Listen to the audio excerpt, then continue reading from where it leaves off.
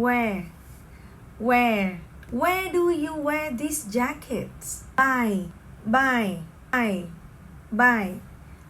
will buy it and say bye tomorrow. Sun. My son loves playing under the sun. Heel.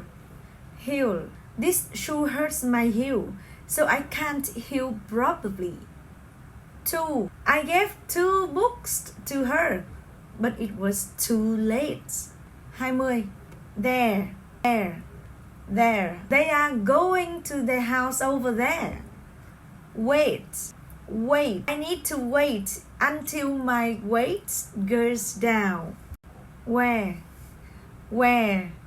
do you wear these jackets? Buy.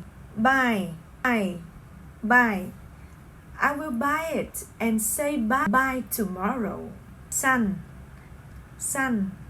My son loves playing under the sun. Heel. This shoe hurts my heel, so I can't heel properly.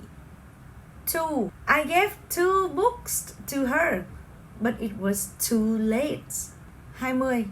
There. They are going to the house over there. Wait. I need to wait until my weight goes down.